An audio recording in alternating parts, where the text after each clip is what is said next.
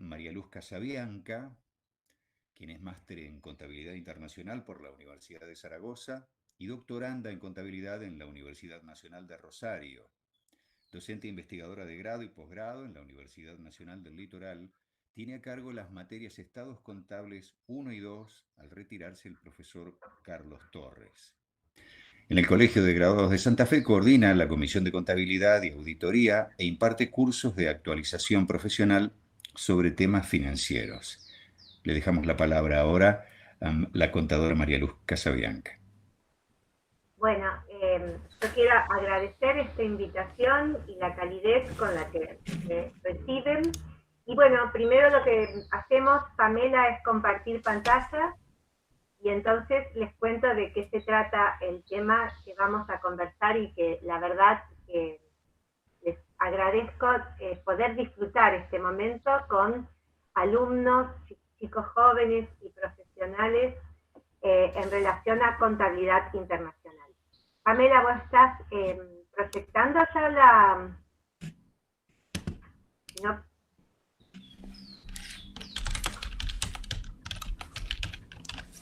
Sí, ahí es pesada la presentación, ahora va a aparecer. Ahora aparece, bueno. Entonces sigo avanzando un poquito hasta que aparezca la presentación, si no es problema. Y les comento lo siguiente. Se me pidió que hablara de contabilidad internacional. Bueno, con mi maestría, la verdad es que agradezco porque me abrió la cabeza en relación a contabilidad en particular, les quiero ofrecer un panorama general de qué es la contabilidad internacional. Un pantallazo porque es bastante contabilidad internacional. Y además se me ocurrió ponerle el título de Luca Pacioli a la contabilidad internacional para desafiarnos a hacer una prueba de ADN, ver si la contabilidad internacional en definitiva reconoce sus orígenes en Luca Pacioli o todavía son orígenes más remotos. No quiero seguir avanzando porque no sé si se está presentando yo no la veo. No, ahí está bajando nuevamente. Se ve que el archivo está pesado, pero ahora en cuanto abra, lo presento. Bueno, como quieras, porque si no pruebo yo de nuevo. Intenta vos, María Luz, claro, para ganar tiempo.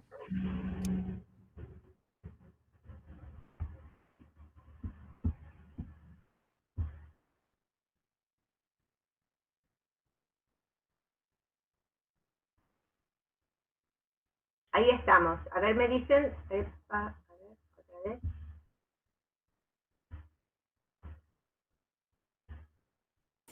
Sí, perfecto, se ve mal. ¿Se ve? Bueno, fantástico. Sí, perfecto. Soy yo la que dirijo el PowerPoint, por lo tanto.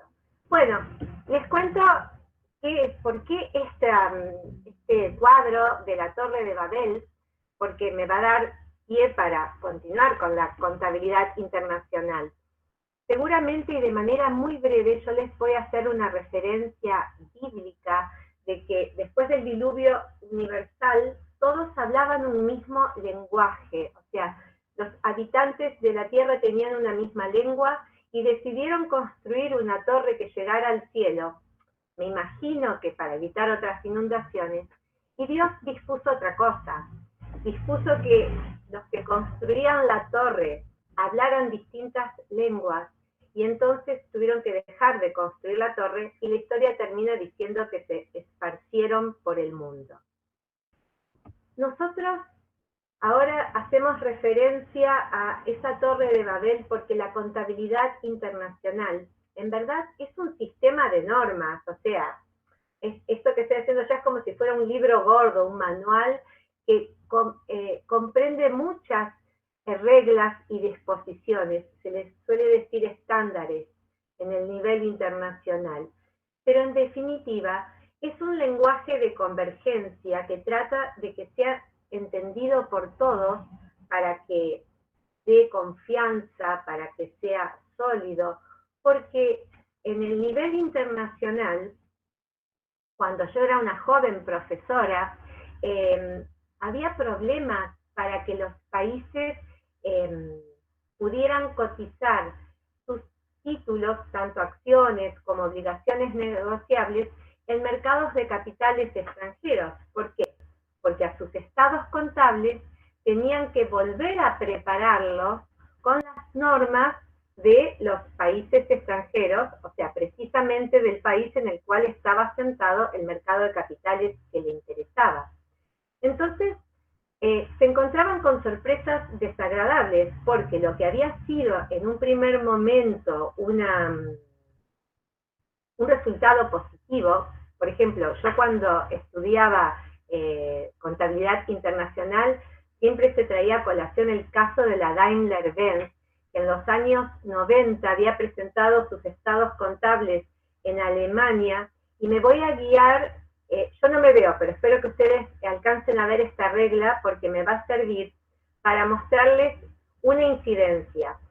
Este es el 0, y este punto de acá eran los resultados que, aplicando las normas de Alemania, se habían determinado, resultados positivos que habían sido distribuidos entre los accionistas, pero que al aplicar las normas del país de Estados Unidos, que era donde se quería cotizar las acciones, el resultado se daba vuelta y no solo llegaba a 0, sino que las políticas contables norteamericanas hacían que los resultados llegaran a un punto muy grande de miles de millones de pérdidas.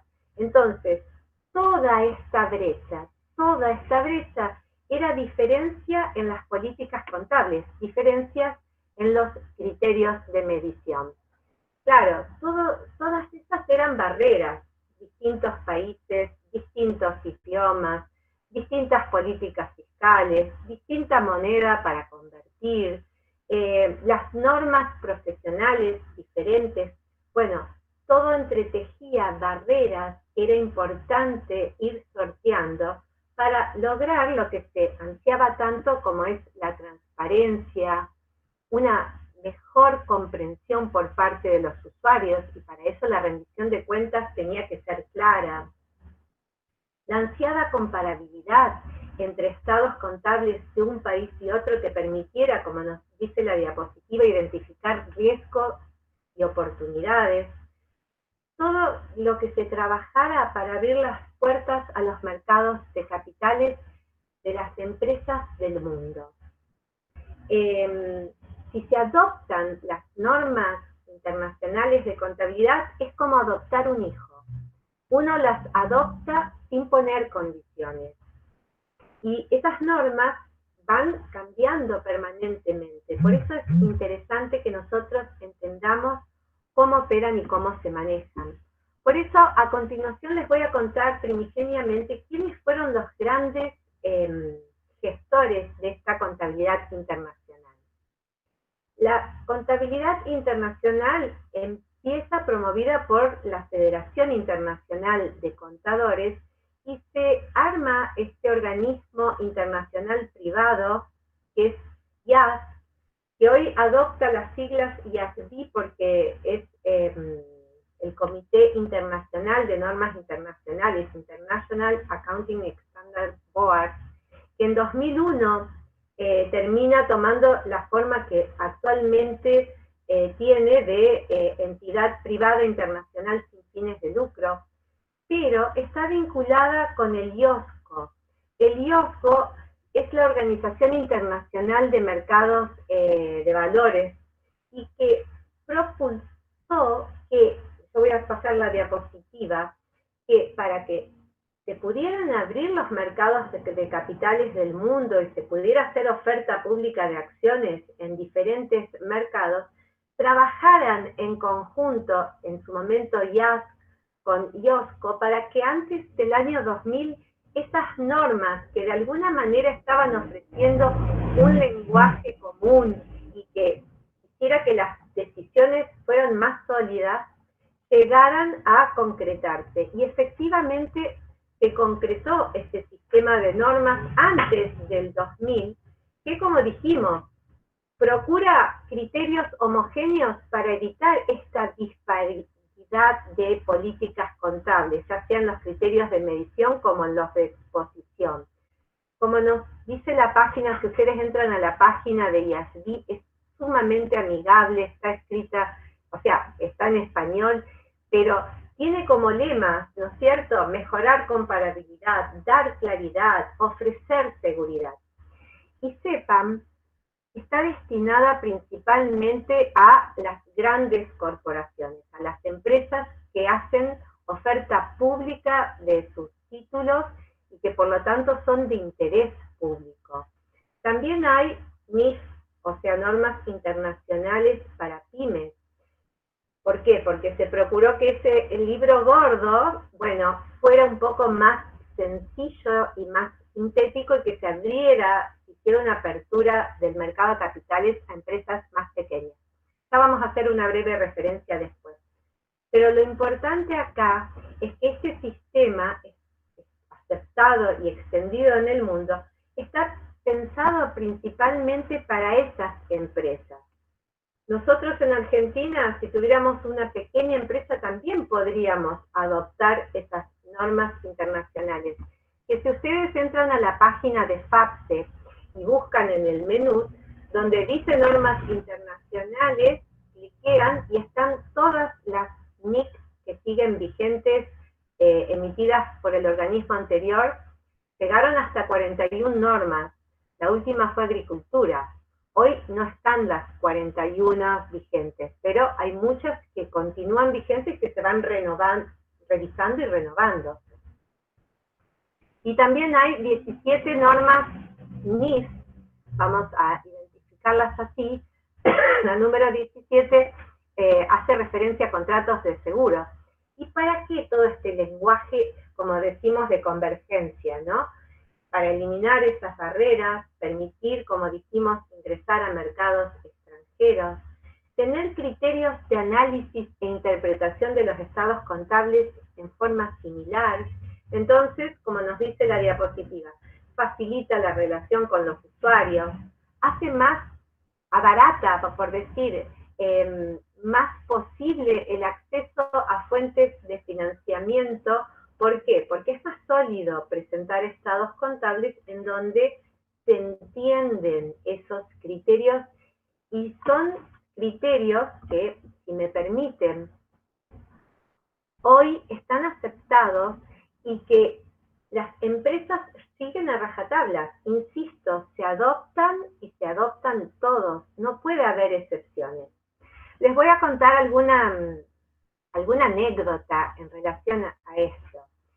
Las cooperativas, por ejemplo, que es un sector de la economía social y entidades que yo me dedico a investigar hace mucho tiempo, también no pueden cotizar sus acciones porque sus cuotas de capital, si bien se le denominan acciones, tienen características particulares que ahora les voy a contar.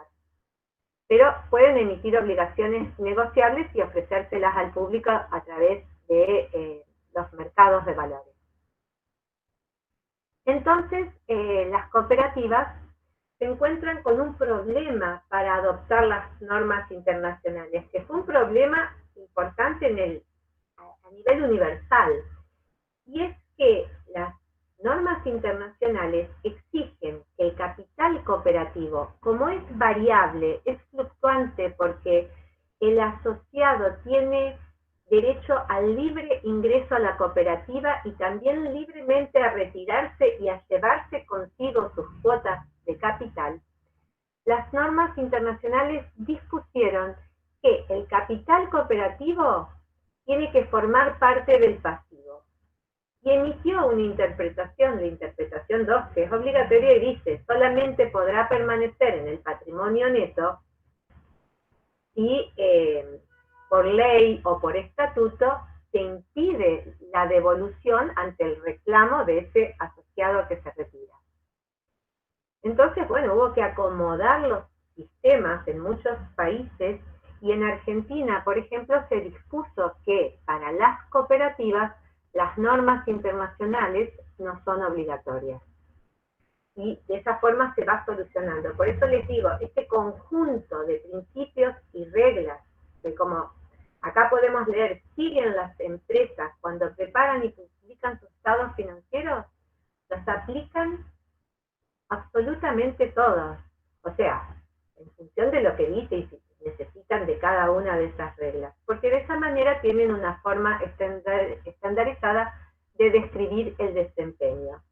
Y las NIF en el mundo han ido gradualmente creciendo,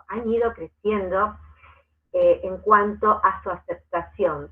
Porque, insisto, cuando era joven y empezaba a estudiar, hablábamos de 60, 90 países, wow, ya eso era un montón. Hoy, de los 194 países que cuenta el mundo, 144 las adoptaron para sus empresas que cotizan. Eso significa que son casi el 75% si vinculamos estas dos cifras. Y si le sumamos en estas últimas estadísticas que saqué esta semana de la página, que hay 12 países que permiten su uso, llegamos a que el 80% de países con más o menos desarrollo de todos los continentes adoptan o admiten las normas internacionales, como nos pasa acá en Argentina para las empresas que cotizan y que las tienen que presentar obligatoriamente. Ahora, las normas internacionales traen también con ellas algunos problemas. ¿Por qué? Porque si bien nosotros decimos que tienen un alcance sumamente definido, porque al principio, también les cuento un poco de la historia de las normas internacionales, en el afán de encontrar ese lenguaje común, se admitían muchas alternativas y posibilidades. Es como que estaban abiertas todas las prácticas del mundo. Pero eso funcionaba como distintos idiomas y que no permitía levantar la torre. Hoy el alcance está definido en forma clara. Hay mínimas excepciones, como les conté la historia de las cooperativas y la necesidad, o sea, la obligación, si quisieran aplicar a rajatablas las normas internacionales, de pasar su capital al pasivo y alterar los indicadores de endeudamiento, de solvencia, encarecer el acceso al crédito, en definitiva. Hoy las normas cuentan con suficientes guías de implementación, son muy amigables, porque si ustedes las leen en negrita está lo que es obligatorio, pero hay un contexto, un prólogo que nos pone en circunstancias, acompañan con ejemplos prácticos. La verdad es que son muy completas. Pero siempre existe ese dilema contable y por eso se sigue trabajando. El hecho de decir que a través de los estados contables queremos acercarnos a la realidad económica, tenemos que hacer un apego riguroso a las normas. No está el requisito de esencialidad que nos está diciendo que el fondo es más importante y que está por sobre la forma. Bueno, esos son dilemas que dieron lugar, por ejemplo, a que nosotros estudiáramos la cuestión de la contabilidad creativa, que tiene dos concepciones. Una positiva, que es lo que dice ahí el punto 1, un uso honesto de la libertad para casos que no están contemplados, en donde tratamos de presentar esa realidad económica a través de la información que nos proporcionan los estados contables, y otra es aprovecharse para forzar la realidad económica. Ojo,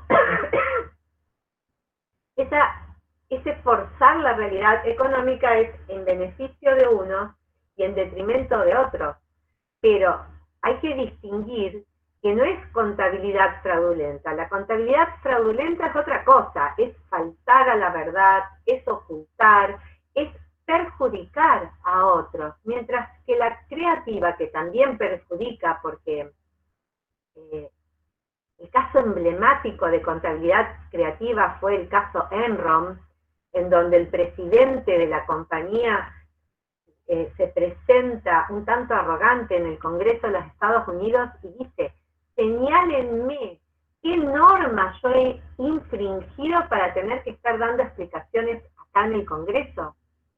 y no se la pudieron señalar.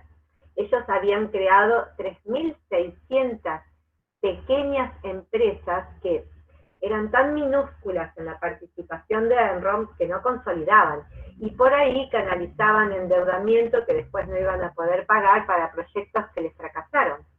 Pero en definitiva, la contabilidad creativa, en el mal sentido, se aprovecha de esos vacíos para, sin quebrar las reglas, beneficiar a unos en detrimento de otros. ¿Y qué hacen con eso? Bueno, hay un montón de razones por las cuales la contabilidad internacional se preocupa, porque a veces se quiere aumentar los resultados e impresionar bien a los potenciales inversores o a los propietarios.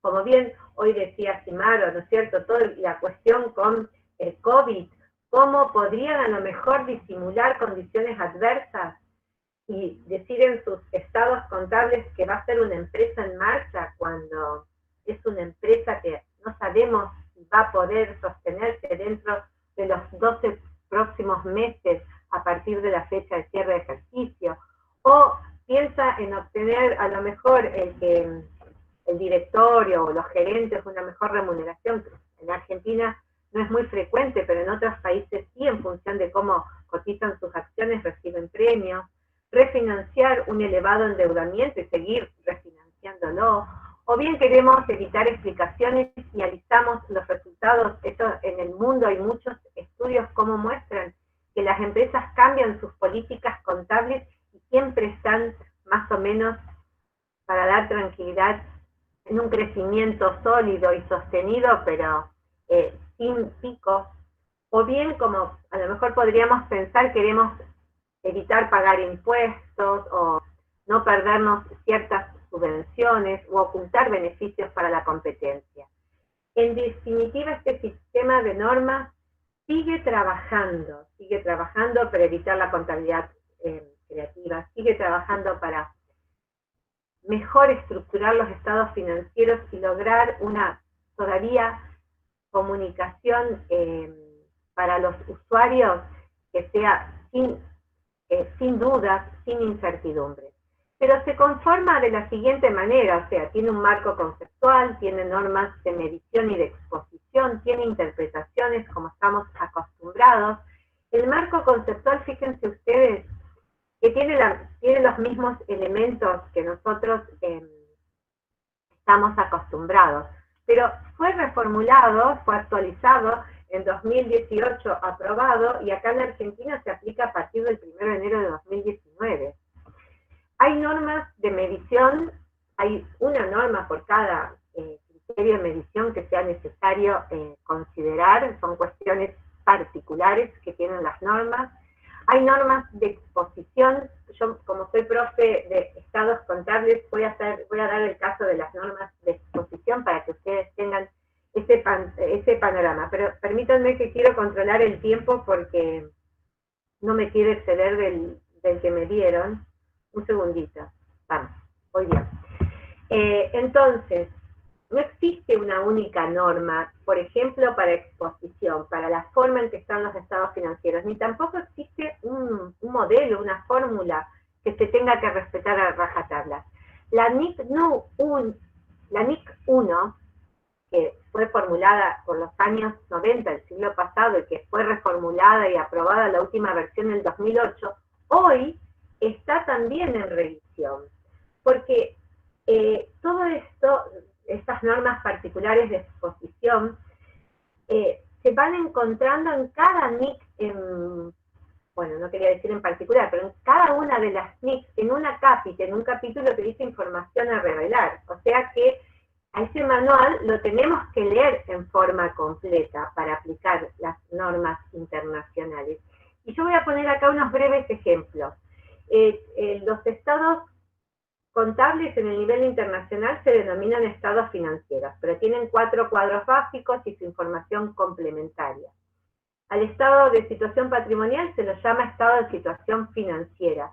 Y fíjense, se presenta todo lo contrario, por orden creciente de liquidez. Entonces, en primer lugar está el activo corriente, después el activo no corriente, se presenta en forma continental. Entonces, también aparece, pero en primer lugar, el patrimonio neto, a la derecha sería, ¿no es cierto?, el pasivo no corriente, el pasivo corriente, o sea que acá el último rubro sería caja y bancos, acá deudas comerciales.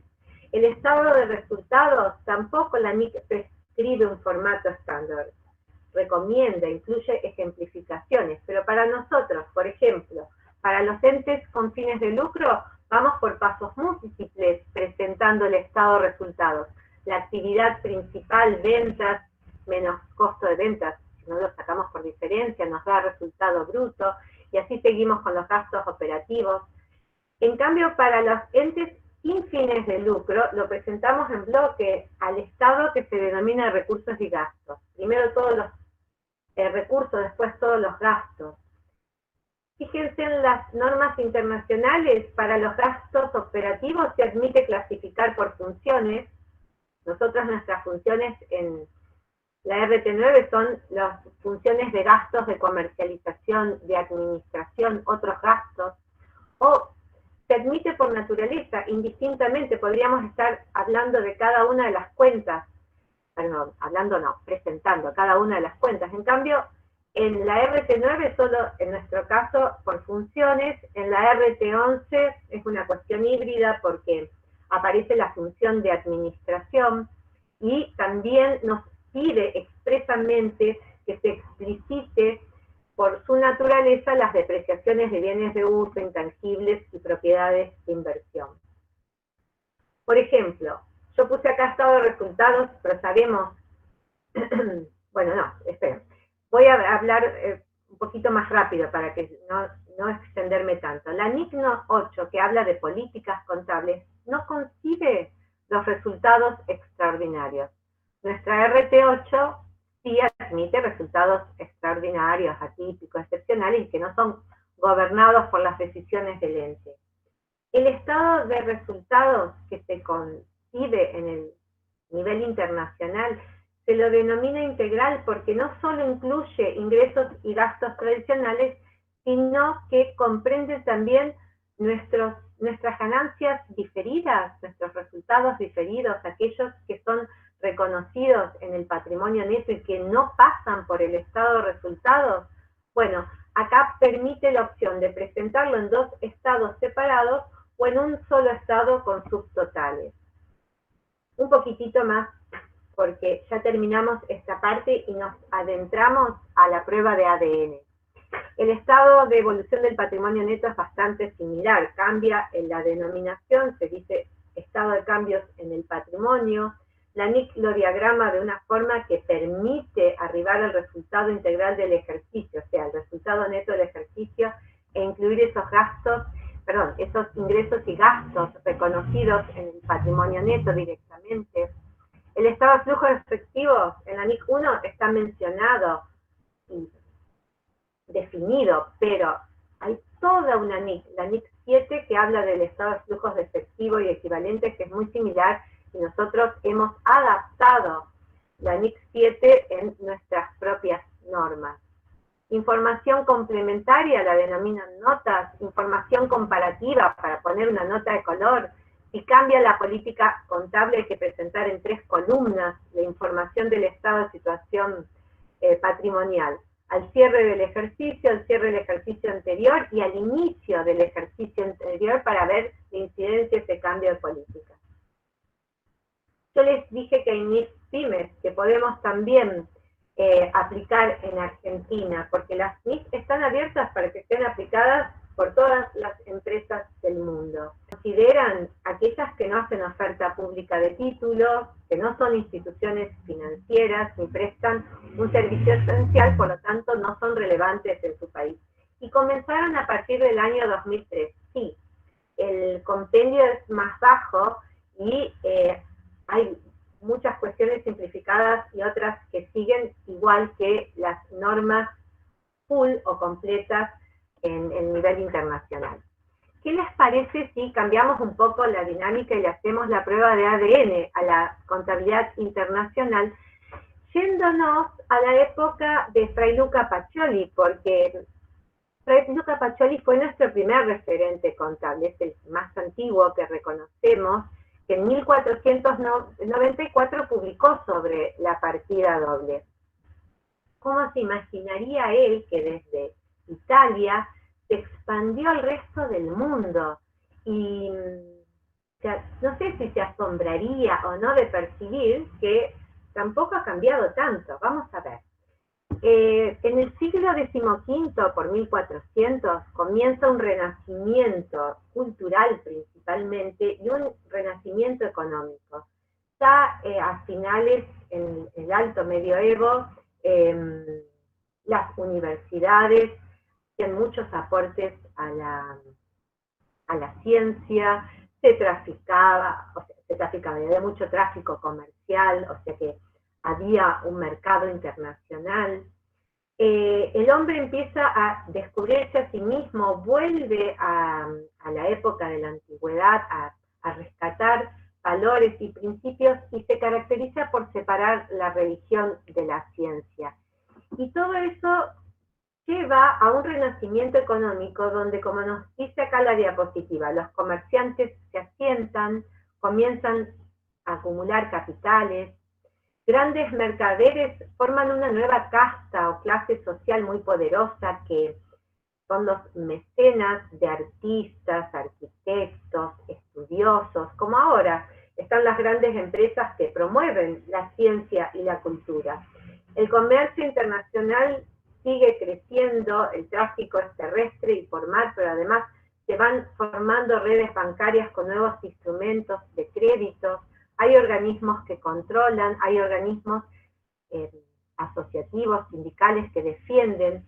Fíjense nada más que en esto, porque está Luca Pacioli acá, ¿no? Cómo se dividía la Italia del Renacimiento en ducados, dominios, repúblicas, marquesados, reinos. Bueno, cada uno de estos tenía su propia moneda, sus propios aranceles, sus propios criterios para medir y para pesar, su propio idioma, o sea que estaban bastante entreverados como nos encontramos hoy, y necesitaban de la contabilidad que los apoyara. Entonces, ahí está Luca Pacioli en ese contexto riquísimo en cuanto a ciencia. Se había inventado la imprenta unos años después que él nació, y él se aprovecha de eso. Él nace y muere en Borgo San Sepolcro, o sea, arriba de Roma, por la parte de la Toscana, cerca de Florencia. Hoy es la provincia de Arezzo, y bueno, empieza a estudiar matemáticas desde muy joven. Piero della Francesca, que es un gran artista universal, pero que además dejó un tratado importantísimo sobre la perspectiva, es su profesor, le lleva unos 20 años a Luca Pacioli, pero vivían en el mismo pueblo, en definitiva. Él después se va a Venecia para trabajar como auxiliar contable con un riquísimo mercader, y ahí aprende sobre contabilidad. Después se hace religioso, llega a ser prior del convento de los franciscanos en San Sepolcro, pero principalmente es matemático y profesor universitario. O sea, no me quiero extender ni un minuto más del que me han asignado, pero da clases en Florencia, en Nápoles, en el Vaticano, en Zara, Perugia, Roma, Venecia, Pisa, Bolonia, mirá, como el profesor Torres, Carlos Torres. Lo llaman de otras facultades para que enseñe matemáticas, aritméticas, vamos a decir así, y se aprovecha de los instrumentos, de las herramientas tecnológicas de su momento, como es la imprenta, y edita en 1494 la Suma, que quiere decir todo sobre aritmética, geometría, proporción y proporcionalidad. Y es un libro gordo que, si ustedes, por ejemplo, entran a la biblioteca de la Universidad de Sevilla y van al sector de lo que se dice tesoros de la biblioteca, la pueden hojear, porque, bueno, ahora no me acuerdo cómo se dice, está microfilmado, ¿no? Entonces, está escaneado. Se puede ver hasta las fibras de la primera edición, o sea, hay un tomo allí de la primera edición de este libro de la Suma. Y son clases o sea, ¿Qué plasma en ese libro? Sus clases, desarrollo teórico, ejercicios y muchos recuerdos personales que nos permiten también recrear la época, donde Dios siempre está presente. Fíjense ustedes, en uno de los capítulos de la parte de aritmética, en la sección 11, tiene este título de Computis et Scripturis, de las cuentas y las escrituras, y desarrolla el sistema contable moderno, donde él tiene consejos prácticos y otros también muy pintorescos, y dice, las personas no deben irse a dormir sin que el debe iguale al haber. Entonces, habla de la partida doble y dice, todas las partidas son dobles, es decir, no hay deudor sin acreedor. Todos tus acreedores se anotan a mano derecha, en tanto que los deudores a tu mano izquierda. Cualquier parecido con la realidad es irrefutable. Cada partida que se debita o se acredita debe incluir 3 cosas: el día de la operación, el importe y el motivo, como lo enseñamos a nuestros alumnos cuando dan los primeros pasos en registración. En el balance, la suma de los saldos acreedores es igual a la suma de los saldos deudores, si no, hay un error en el libro. La cuenta caja tiene siempre saldo deudor o queda saldada, lógico. El libro siempre en una misma moneda, ahí nombra todas las monedas que hay, ducados, liras, florines, escudos de oro. Pueden estar todas esas, pero hay que convertirla a una sola moneda. Cuando se abre una cuenta nueva, se usa una página nueva, sin ir hacia atrás. Si no se hace, continúa diciendo, el libro puede considerarse falso. Si una partida está asentada por error, se corrige con un contrasiento. Qué interesante, ¿no? Con respecto al cierre de cuentas y al cierre de los ejercicios o periodos contables. Al final de cada periodo se determinan las ganancias y las pérdidas. La cuenta capital es la contrapartida necesaria para abrir o cerrar todas las demás correspondientes al activo y al pasivo. Pacioli también, como la contabilidad internacional, bueno, él se ocupa del fraude y se ocupa de que esas reglas sean de peso, que realmente protejan, porque dice, lo voy a leer ligerito, todos tus libros, según las buenas costumbres de muchas ciudades que he visitado, deben ser presentados ante una oficina de comerciantes. Es lo que hoy es el registro público, y es lo que dispone nuestro Código Civil y Comercial vigente desde 2015, donde podrás declarar que se trata de tus libros, en los cuales tienes la intención de registrar todas las operaciones comerciales de forma ordenada. Y miren qué interesante lo que sigue diciendo. El escribano de la oficina, léase hoy del registro público, de su puño y letra asentará todo en la primera página de tus libros, dará fe de lo declarado y colocará el sello de la oficina citada para autenticarlos en el caso en que debieran ser ofrecidos en juicio. Y qué pintoresco lo que sigue. Sucede que numerosos comerciantes llevan sus libros en doble copia. Una la muestran al comprador y la otra al vendedor. Y lo que es peor, juran y perjuran obrando de manera reprobable. Al tener que presentar los libros ante la oficina para su autenticación, no pueden tan fácilmente falsear lo que manifiestan ni engañar al prójimo. Esto lo he sacado de un libro, yo no sé si alcanzan a ver, yo la verdad es que no me veo, pero este libro fue editado hace unos años por la UADE, por la Universidad de la Empresa en Buenos Aires. Y no sé, se me ocurre en este momento abrir sus páginas y efectivamente, si se viera, está el facsímil de cómo está impreso y la traducción textual. Tuvo gran influencia Pacioli sobre artistas, sobre técnicos y sobre la parte comercial, porque para él la matemática se reciben todas, si ustedes le echan un pantallazo, todas estas ciencias, la del comercio también, con gran provecho. Y él no escribió solamente ese libro, escribió varios, pero yo rescato un libro, el de la Divina Proporción, porque en particular Pacioli era muy amigo, un gran admirador de Leonardo da Vinci, que fue su discípulo. Y, por ejemplo, da Vinci ilustra 60 láminas de este libro. Y miren cómo se admiraban mutuamente que Pacioli escribe: este libro fue ilustrado por la sublime y maravillosa mano izquierda de Leonardo. ¡Wow! Que Leonardo se reconocía como un discípulo, aunque no hay ningún tipo de testimonio de acta escolar que dé pruebas de que fue su alumno. Vivieron 6 años juntos, se trasladaron a distintos lugares acompañándose uno al otro. Así que como resultado de esta prueba de ADN, nosotros podemos confirmar que Pacioli se encargó de divulgar la técnica básica de la contabilidad y lo usó empleando las tecnologías de ese momento, que era la imprenta. Escribió en lenguaje vulgar, porque en aquel momento los libros se escribían en latín. Él eligió el lenguaje vulgar, como hacían otros autores también en esa altura, para que llegara a todo el público, principalmente la masa de estudiantes, que para él era crítico, que pudieran contar con su libro.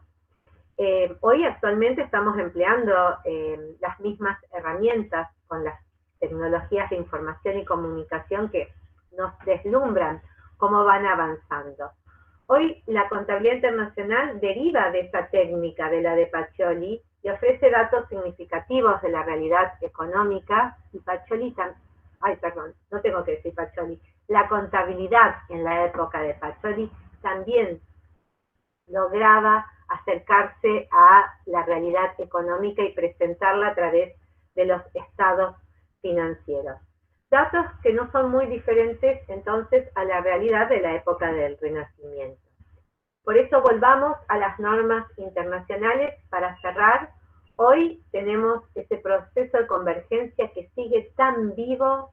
Nos podemos preguntar, y yo no les puedo responder, si mañana serán obligatorias para nuestro país, si se adoptarán como marco regulador interno, porque es verdad, gradualmente comprende a más países y organizaciones. Se sigue trabajando para incluir a las cooperativas, por ejemplo, y nosotros, a mi entender, debemos estar preparados hacia el futuro, conociendo de qué se trata la contabilidad internacional, aunque a lo mejor no lleguemos a aplicarla en particular en nuestro ejercicio profesional. Pero vemos cómo gradualmente se van incorporando países, organizaciones, cómo los sistemas contables que se van desarrollando son sólidos. Si lo comparamos desde el siglo XV hasta hoy, las respuestas siempre son las mismas, poder informar de la mejor manera posible. Por eso creo que es importante conocer de qué se trata la contabilidad internacional, y si tienen interés, yo acá dejo mi correo electrónico y podemos seguir comunicándonos. Muchísimas gracias por la atención y por haberme dejado compartir algo sobre contabilidad que yo disfruto tanto. Muchas gracias a vos, María Luz. A ver si puedo encontrarlos. Sí, acá los veo de nuevo. Entonces, no sé si he sido suficientemente clara o los he aburrido, pero no me pasé de los 40 minutos. No para recriminarlo a Carlos, para nada. Muy bien. Recuerdo la última jornada que nos hiciste a las mujeres fanáticas de fútbol.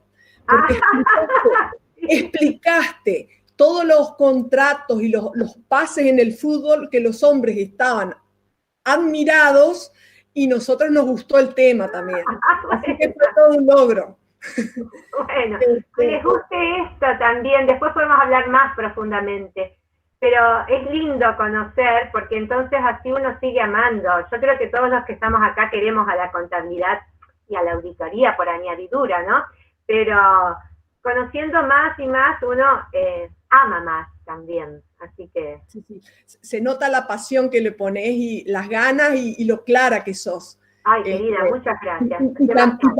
También quiero resaltar que sos una estrecha colaboradora también de la casa, con cursos de créditos, participando en las jornadas, o sea que sos una amiga de la casa también, al igual que el profesor Torres. Sí, y que Simaro también. Y que Simaro también. Así sí. Que bueno, en esto de la educación pública, como que hay cosas que se hacen digamos, por valores, digamos. Ok, muchísimas gracias por tus palabras. Bueno, acá hay una pregunta en el chat. En el ejemplo brindado al principio de la conferencia con la regla, sí. esa diferencia de reconocimiento de resultados de los USGAP, ¿a qué se atribuye? ¿Al mayor conservadurismo? Esa es una pregunta. Bueno, esa en particular la puedo responder porque cuando era alumna lo estudiábamos. Y es verdad que obedecía al mayor conservadurismo de las normas norteamericanas que no permiten determinados, por ejemplo, los activos intangibles que nosotros tenemos criterios para reconocerlos con sus límites, con la cuestión de que tienen que ser depreciados o mantenerlos justificadamente, etcétera. Por ejemplo, en Estados Unidos no se admite todo lo que es investigación y desarrollo va directamente en gasto. Entonces, como bien dice el que hace esa pregunta, el conservadurismo es una política que sigue vigente en Estados Unidos. Estados Unidos no adopta las normas internacionales para sus empresas que cotizan, siguen usando sus propias reglas, pero sí dio un paso gigantesco cuando admitió y permitió que en los mercados de capitales de los Estados Unidos, los estados financieros se presenten de acuerdo a las normas internacionales y ya no tuvieran que, como ponemos de nuevo la regla, adaptar lo que acá se había determinado como resultado final y presentar otro tipo de resultado de acuerdo a las normas de los Estados Unidos. Así que ese fue un paso grande para la contabilidad internacional y como un respaldo importante que se le dio a este tema de ese lenguaje convergente. Bueno, otra pregunta. ¿La contabilidad creativa sería sancionable desde la responsabilidad profesional? Yo creo que sí. Yo creo que sí, cuando es muy difícil demostrar la práctica creativa. Es muy difícil. Pasó con el ingeniero de Enron, que lo metieron preso como Al Capone por evadir impuestos y no por contabilidad creativa. Así que, en principio, como no se está violando ninguna regla, no es fácil de determinar. Pero acá en Argentina no conozco casos, pero sí se demuestra a través de investigaciones empíricas, investigaciones contables empíricas en los mercados de capitales, cómo modificando políticas contables hay consecuencias que benefician a unos en detrimento de otros. Igual como conocemos el caso de Enron, que fueron muchos más los casos y todavía mucho más resonantes que en cuanto a sus efectos, como fue WorldCom, que hicieron contabilidad creativa, no contabilidad fraudulenta. No me quiero extender, pero la fraudulenta era el caso típico Parmalat, que ocultó pasivos e inventó activos, escaneaba certificados de islas, de paraísos fiscales, y entonces decía que tenía depósitos en la isla Caimán, por ejemplo. Eso es fraudulento. La contabilidad creativa no. Es aprovechar y decir, bueno, para inventario, yo uso un criterio que no es el que mejor refleja el cierre de las existencias, pero estoy usando uno de los criterios que están aprobados y contemplados. Así que no podría cerrar con una respuesta diciendo sí, se condena la contabilidad creativa, porque es difícil.